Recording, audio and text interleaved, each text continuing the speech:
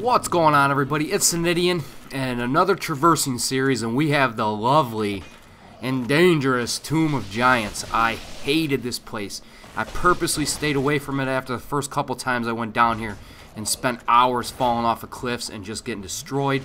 Luckily, after you kill the Hydra, if you quit the game, or the easiest way is to just log out of the game, log back in. Behind the Hydra in the lagoon, there's a golden golem there. You kill him, you free a lady, and then you find this lady sells a light spell among other spells. Now you need 14 intelligence to cast a spell, so I had to take the time in order to level up my guy and get 14 intelligence in order to use the light spell. But I wasn't going back in here until I got it, because I figured the time spent falling off of cliffs and everything else in here would have been a lot more than what it would have taken me to get a couple levels underneath my belt. As you can see, I'm level 83, and I had to get my intelligence up to 14, because for some odd reason I thought it was faith I had to level up, when in turn it was intelligence. Long story short, get 14 intelligence, get the light spell, and save yourself so much hassle, because this is so good. But I come back down here after I get the light spell, and one thing real quick that you want to know is, when you cast the light spell, say you're at a bonfire, if you cast the light spell rest, you get your light spell cast back because you can use it 3 times, but the light spell from previously is still casted. So you can kind of get 4 uses out of it real quick. That's a little tip of the day from me. Something I figured out once I got to the first bonfire. Once you get in here, this is on the road to the first bonfire. There's a few, you can slide down a couple ledges, but when I was first coming in here, I kept getting knocked off the ledges and everything else, because there's a small, tiny little ledge, and you got an archer behind you. You got 2 of these big skeletons to deal with, and this kind of, I don't know, does it alleviate this problem? I don't know. I seen a flashy, you know, I said, I gotta go get a body. There's a flashy substance over there, and TheNidien needs to go grab it, because they just draw your attention so much, and I'm a loot whore, so you'll have that. What you're going to do is, I was trying a few different weapons out against these guys. I have an enchanted falchion, which I have no idea where I got it from, but it didn't hit these guys worth a crap. So just an FYI, I don't have it upgraded. I just picked it up and got it from somewhere. I don't know if it was in here or where I got it from. But I also tried to use the electric spear that I upgraded to a +5 that I found in Sen's Fortress. That didn't work out very well. And another thing, when you go a little bit further, there's another bigger skeleton and an archer, plus another little body, a little soul that you can loot out of the thing. But you're going to drop down here, you're going to see an archer, and you're going to see the guy here. I decided to get the heck out of a dodge, because I was using the Drake sword. It wasn't hitting worth crap again. I was trying to play around with a bunch of one-handers, but I get over here, I get to some safety. Now, you see that hole right there. If you drop down in that hole, there's a ton of big skeletons down there. But you get the large divine thing to upgrade your weapons to I think it brings your weapons from divines to +5 to +10 if you, so you can upgrade to a +10, I mean. And so you're going to want to go down there and get that. I went down there a few times. My big fat butt couldn't maneuver around good enough to get down there, so I got killed a bunch of times getting it and said, screw it, I'm out of here. I'll get it on the next playthrough. So I actually didn't get it, but it's down there. You can use some fire spells or fire bombs or whatever have you to use at range and drop them down on top of them and kill them and then go get it, if that's a lot easier. I've seen other people after watching this, after getting through this, just get down there with some light armor and just roll all over the place, get it, take the death, and get out. There's numerous ways. But as you can see, the archer's got some weird range on it, like some weird angles. So you're going to want to watch that too. Get up here.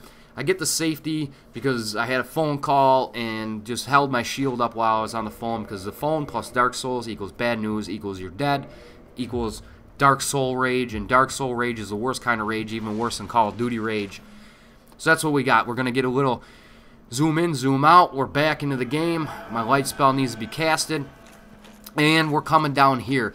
Now, you can see the bonfires down there, but don't go hopping off like a madman down there, because there's a ladder right over here, or you can drop down on the side here. You see the ladder to get back up, and you can drop down. I took a risk here, but we got down there safely, and that is the first bonfire in the Tomb of Giants. Now, if you come in here complete darkness, I had a nightmare of time. So if you guys can, just go get the light spell and save yourself a lot of problems. And now we're back. I'm coming up here. You'll see that right before the bonfire there was a guy here. I wasn't sure what to expect, so I talked to him, and he takes you into this little thing, how there's so much treasure down there. And if you answer no, yes, I do believe from videos I've seen that he'll end up fighting you or something like that.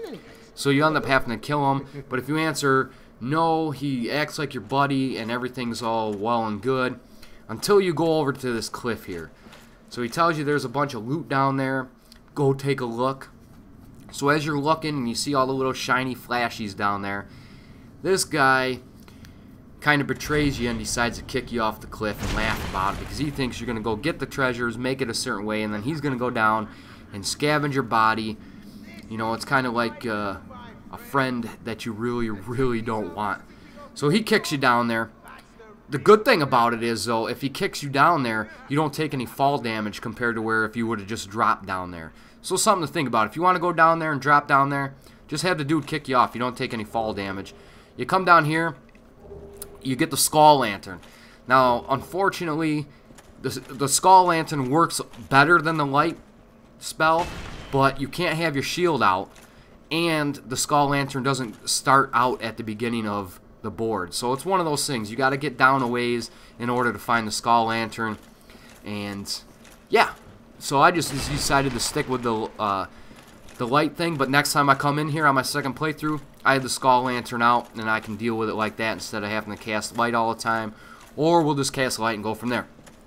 But either way, he's going to knock you down. Now you got to make your way back up. You notice that there's nothing down here until you grab this body. Now you get this white titanite chunk, and all of a sudden you hear a bunch of things pop up, and boom, bingo. You got to fight like 5 or 6 of these. I can't really remember. And this is the only time I try to use pyromancy because it's pretty OP, is when I got to take out just mobs. I don't like to use it against the bosses because it doesn't seem right hitting a boss for 700 on a range thing over and over again. But if you remember these guys from the storyline, these are the guys that came in with the cleric at the Firelink Shrine and are getting ready to leave and go with their lady here. So, bingo, you run into these guys, and now they have turned hollow. They're not human anymore. They turn hollow. They'll attack you immediately. There's nothing you can do. It's not like you can save them. It's not like you can stop the fight, I don't think, at least. And you have to fight them. They don't hit very hard. But I ran into, like, I was like, man, these guys will not die. I was just hoping that they wouldn't heal up. But they don't. And once you fight these guys, it started to make me wonder where exactly the lady was. Because the lady was supposed to be with him. The cleric that came back in Firelink Shrine comes back alone. He lost them. He doesn't know where they're at. So the lady's got to be around, or a dead lady's got to be around somewhere. I thought there was going to be maybe a quest to free her type situation where I would bring her back to the Firelink Shrine and everything else, but it turns out that's not the case. But you do find her up here after going through. I'm not exactly sure what I'm doing at this point in the video. I'm just hanging out apparently with my shield up. I don't know what's going on. But the lady is up here a little ways, and yeah, here we go. I'm starting to move. I'm not exactly sure what was going on. I thought maybe I cut this spot out. But there's a couple different paths here. Now, when you come up here, there's a path to go back up. And you'll come up to a ladder and a bunch of these little creepy crawly bone cactus things that you're going to have to kill. And then you have to hit the wall in order to break the wall free. It's an illusionary wall. Yeah, I do believe the ladder's on the other side of these guys here. Now, these guys don't hit very hard if they fall on you. They do like this falling attack that hits a lot harder than just say when they're starting to spin around. Yeah, see, that hits, that's about as hard as they hit right there. Not too bad. And then they'll start to do some like weird little shakety-bake attack like that. they're more annoying than anything. They're good path blockers. I'll give the developers of Dark Souls that. But yeah, here you see you can go up at the top of this ladder here. And there's, at the top, I didn't go up at that point, but there's an illusionary wall you can break out, and it takes you right back around to the fire pit, and that's how you get back up. But if you took the other path down here that we're getting to, you'll find the lady that they were guarding, that they were supposed to take down, that nobody wanted you to talk to back at the Firelink Shrine. And she's right here. She thanks you. She gives you a spell, and that's about it. Now, this replenishment spell doesn't last very long, but it's kind of more like a hot, like if you're in the MMOs, it kind of just healing over time type thing. Good for boss fights, probably. I haven't used it because of equipment issues and all this and that. Trying to get everything together and forgetting to attune different magic at certain bonfires, and you know how it goes. But I decided to come back, and I was going to see what this guy did say, if you kind of forgave him, if you wanted to be his friend, if he was going to give you something in return. But he doesn't, and he just plays games with you, and then he gives that little sinister laugh, kind of like the gold guy did that you first find up by the Gargoyle Tower. And I decided, you know what, screw that. I'm taking him out. We're dropping this fool and being done with it. See what I get. I was hoping for his shield, because his shield looks kind of cool, but what I get in return is the Crescent Axe and 4 Humanity. Now, the Crescent Axe is enchanted, just a little FYI, so you can start out with an enchanted weapon there and go from there. But right after him, you're going to want to come down this way. Now, there's a 4-legged skeleton you have to deal with. Actually, 2 4-legged skeletons, an archer skeleton, and then a knight. Now, the knight for me fell off the cliff. I don't know where he went. But you're going to want to cut. This is right after that guy I just killed. You just come down the path. There's only one way you can go. And you're going to come into a bunch of different paths. I don't think I took them all. I was trying to explore at this point, but I hate this zone. I despise this zone. I just wanted to get through it. But you're going to come down this path and get the effigy shield. It looks really cool. But I think it has like 90% physical block and some other attributes. I'm going to actually make an armor video at one point and show you guys the different sets of armor. I think I got like 15 different sets. I know I've missed the ninja set, but you're going to have that. And I'm sure I missed some other things. Like I got Smogs instead of the Dragon Slayer, the Executioners. Or I got the Executioner armor instead of the Dragon Slayer armor when I fought the 2 bosses there. So on my second playthrough, I'm going to kill Smog first and then go from there. But again, you're going to come down here, and these 4-legged guys really aren't that bad. Obviously, if you're high in Pyromancer, 1 fireball is going to take these guys out, no problem. But the only thing you got to watch out for is they do this weird, like, biting attack. Like, they'll jump at you, and then they'll bite. Now, that hits hard, and even with a shield up, it didn't block it. So that's something to consider there, too. And then you just pretty much, you got to fight these guys all over the place. These big skeletons. If you have a fire sword or something like this that knocks these guys down occasionally, it's a lot easier to take out. They take quite a bit of fire damage, which is kind of odd. Bones, fire damage, it's kind of odd. But either way, it is what it is. And then bingo, you come finally down into your next little bonfire, and you're that much further down the little chain of events here in the Tomb of Giants. I like to call it the Tomb of Hell, or whatever you want to call it. It's not a fun place. But just remember, when you rest at that bonfire, these guys are going to be back alive.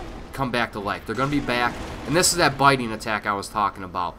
My shield didn't do anything against that thing, and he hit me pretty hard.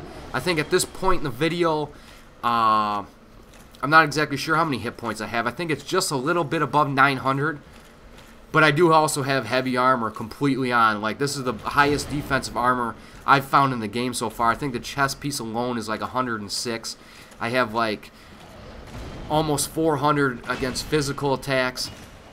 So that's something to take into consideration too. If you got light armor on, get hit by that thing and don't have very many hit points, it might be good night for you. So just remember that. And then once you re-kill these guys, you're going to start making your way down just a little bit farther, but we're almost at the end. So it's not that big of a deal. We're slowly making our ways down here. I couldn't really imagine doing this without the lantern or some sort of light ball around you other than what they give you, that little 1 foot square footage piece of crap down here that you don't even need in the game until this point.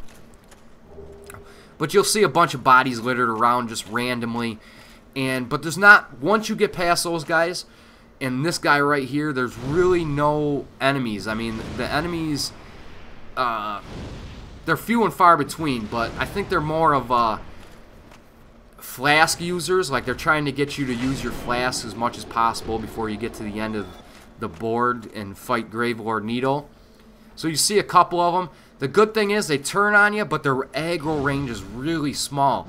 So you got that chance to get a fire spell out. You got that chance just to back up and kind of get yourself into the darkness so you can't see them, because their aggro range is obviously really, really small.